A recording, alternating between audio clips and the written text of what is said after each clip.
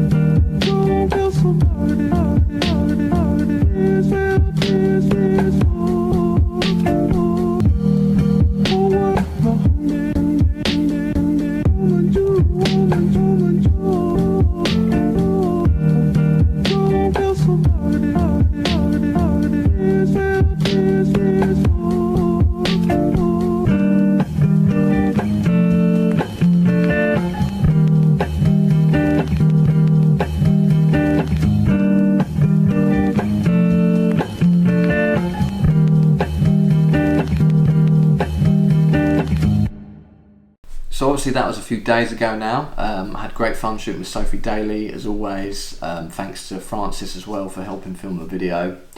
Obviously I've had a chance to get them all developed, as you've seen from the footage, the little video we did there. And I've had a chance to sit down and kind of compare them. Now, the premise for this video was me basically wanting to be a little bit more consistent with my film photography going forwards, and kind of wanting to stick to, or at least trying to stick to, one colour film and one black and white film. Colour, I've decided, Portrait 400, easy choice. Black and white, it's still, or was still, up in the air.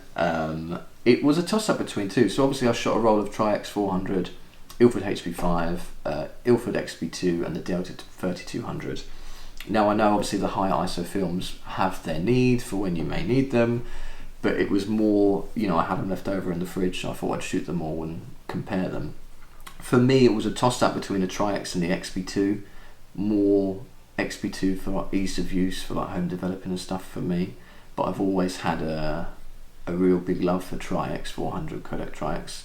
So what I've done essentially is I've picked 3 of my favourite images from each roll, and I'm quickly just going to do a screen recording and talk along the way. I'm going to compare the images, show you kind of the differences that I see, and let you know which one I picked. Okay, so basically what I've done here, like I say, is I've got first 3 are Tri-X images, second 3 are HP5, third 3 are XP2, and the last 3 are the Delta 3200. So I'll quickly just kind of go through them all full screen just so you can see. So these first 3 images are all Tri-X 400. One thing I do really love about Tri-X is the contrast that you get with the images. Like, still sharp, a decent amount of grain, like not too grainy. To me, you have to have some grain in black and white images, otherwise what's the bloody point? But very sharp, nice amount of contrast. Blacks are blacks, whites are whites, you know what I mean? This is the thing that I love with Tri-X 400. I just liked the background of this images, that's why I chose this one. But Sophie's a really good model, obviously, you know, wind blowing in the face there and just keeping it cool, which is great. This is HP5 now. Now the thing that I'll notice straight away about HP5 compared to Tri-X is the contrast, like lower contrast.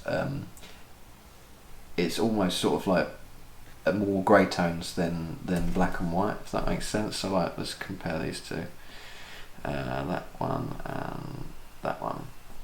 So similar sort of lighting setups, these two. Like, we're in slightly shaded areas, but the sun's still prominent there. They're both set at 400 ISO, and just noticing the difference, you know, of her hair, how black it is here and how light it is here. Skin tones, there's a lot more pop and white to it here. It's a lot more grey here.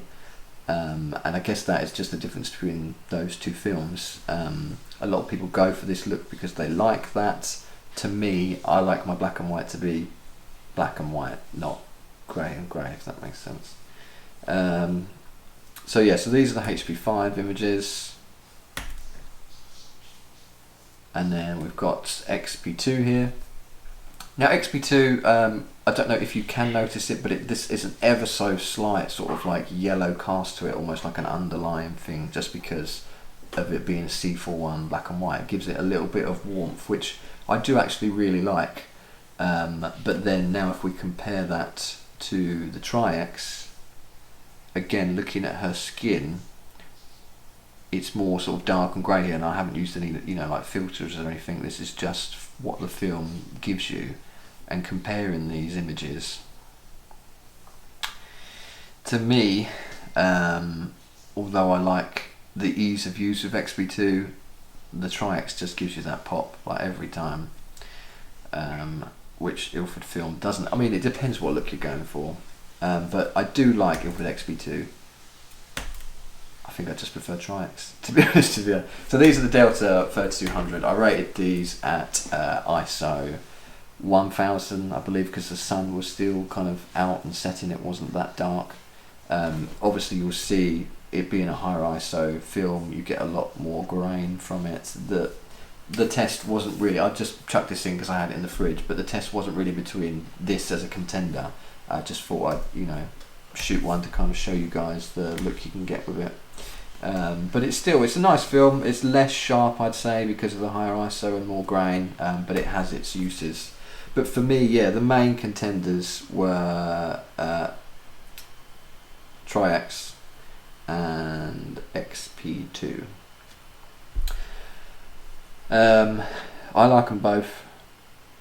I really do, for different reasons. But if I'm honest and I want to be consistent with my work, I've just ordered a bulk load of Tri-X, and I do just feel that Tri-X gives me, as a photographer, the look that I want out of my black and white images. Personally, you just can't beat it. You know, blacks are blacks, whites are whites. It has that pop, a little bit of grain, but still very sharp. And yeah, I really love it. So yeah, I won't chat on too much. This video's probably been long enough already, but basically that's it. So I've decided I'm going to stick with Tri-X going forwards. Hope you enjoyed the pictures. I might share like a little gallery link underneath so you can view these pictures larger. Obviously you can't download them, but just so you can see them all. Actually, I'll share all the images from each of the rolls, just so if you want you can have a little flick through and look at them.